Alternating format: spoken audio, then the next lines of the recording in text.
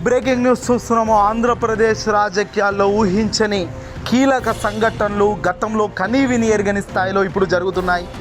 ఎవరైతే గెలవకూడదో వాళ్ళే గెలిచారు, ఎవరైతే అసలు ఛాన్సే లేదు గెలుపుకు అన్న వాళ్ళే ఇప్పుడు గెలిచారు. ఏ సర్వే రిపోర్ట్లు ఇవ్వలేదో ఆ సర్వే రిపోర్ట్కే తారుమారైంది. ఏ ఎగ్జిట్ పోల్ పేరు ఇవ్వలేదో ఆ ఎగ్జిట్లో రాని పేరే ఇప్పుడు గెలిచింది. వాళ్ళే తెలుగుదేశం పార్టీ కూటమి. తాజాగా ఆంధ్రప్రదేశ్లో తెలుగుదేశం పార్టీ కూటమి ప్రపంచం సృష్టిస్తూ భారీగా గెలిచిన విషయం మనం అందరం చూస్తున్నాము. తాజాగా ఇది జరుగుతున్న వేళ కీలక పరిణామాలు చోటు చేసుకుంటున్నాయి ఏపీ వ్యాప్తంగా.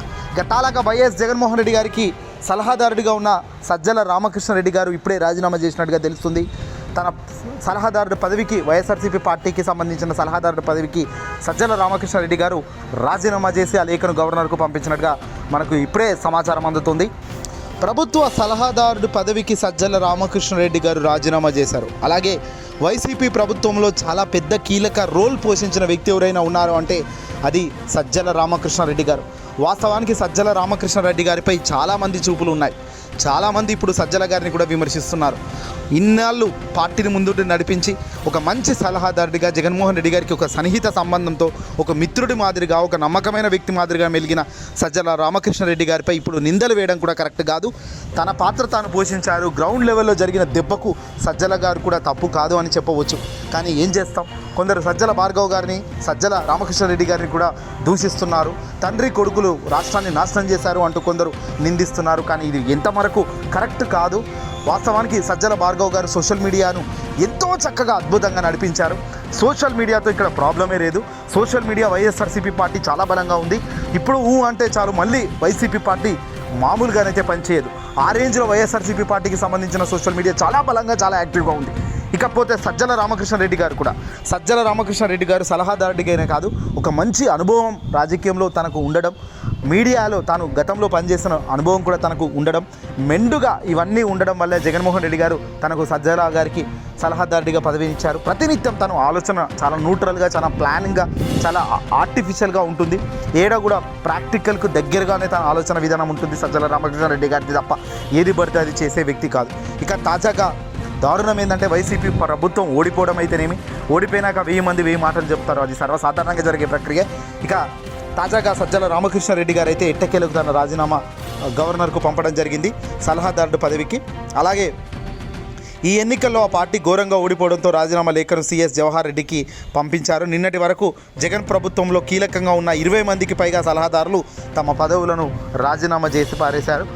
ఏదేమైనప్పటికీ కూడా గడ్డు రోజులు కొంతకాలం ఉంటాయి, మంచి రోజులు కొంతకాలం ఉంటాయి. కానీ అనూహ్యంగా మంచి రోజులు ఉండాల్సిన సమయంలో కూడా గడ్డు రోజులు వచ్చాయంటేనే ప్రకృతి నిజంగా మరింత మంచి రాబోయే కాలంలో ఉంది. కాబట్టి ఇప్పుడు గడ్డు రోజులు ఇచ్చిందని అనుకోవాలి. జగన్ గారికి కానీ వైఎస్ఆర్సీపీ పార్టీకి కానీ మరికొద్ది రోజుల్లో చాలా మంచి రోజులు ఉంటాయి. కాబట్టి బహుశా ఇప్పుడు ఈ చెడ్డ గడ్డు రోజులు గడపాల్సిన పరిస్థితి ఉంటుందని భావించాలి. ఎక్కడ తగ్గేదే లేదన్నట్టుగా మళ్ళీ ముందుకు వెళ్ళాలి. ఎక్కడ తప్పు ఉంటే అక్కడ ప్రశ్నించాలి. ఎక్కడ నీతి నిజాయితీ లేని పాలన ఎక్కడ కనిపిస్తే అక్కడ కడిగి పారేయాలి. తెలుగుదేశం పార్టీ కావచ్చు, జనసేన కావచ్చు, వీళ్ళు కూటమికి సంబంధించిన ఆశ చూపి ఎంతో పెద్ద మేనిఫెస్టోని చెప్పి సూపర్ 6 లాంటి హామీలను ఇచ్చి ప్రజలను పూర్తిగా తప్పుదో పట్టించారా అంటే ఖచ్చితంగా ఇది అమలు చేయకపోతే అది నిజమే అన్నట్టుగా తెలుస్తుంది. కానీ అమలు చేస్తే మాత్రం అది ప్రపంచం. కానీ అమలు చేసే పరిస్థితి కానీ, వెసులుబాటు కానీ, ఆర్థిక పరిస్థితి కానీ లేదు అంటున్నారు నిపుణులు. మరి ఇలాంటి సంక్షోభంలో చంద్రబాబు ఎలాంటి నిర్ణయం తీసుకుంటారు, చంద్రబాబు నాయుడు ఎలాంటి తన అనుభవాన్ని రంగరించి ఏం చేస్తాడు చూడాల్సిన పరిస్థితి ఉంది. చాలా నిశ్చితంగా ప్రతినిత్యం పోరాడాల్సిన పరిస్థితి కూడా వైసీపీకి ఉంది. ఎక్కడ పోరాటంలో వెనకడుగు వేయకుండా ముందుకు అడుగు వేస్తే చాలా భారీ మెజార్టీతో మళ్ళీ వచ్చే కాలంలో ఎంతో దూరంలో లేదు. 5 ఏళ్ల కాలం అంటే ఈ పొద్దు కరెక్ట్గా చూసుకుంటే ఒక 60 నెలల కాలం.